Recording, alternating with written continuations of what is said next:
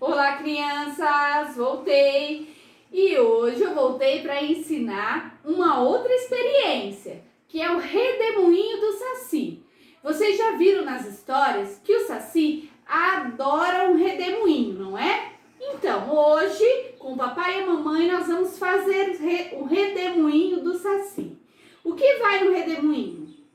Um pote de vidro com água até aqui em cima, vinagre e detergente, tá bom?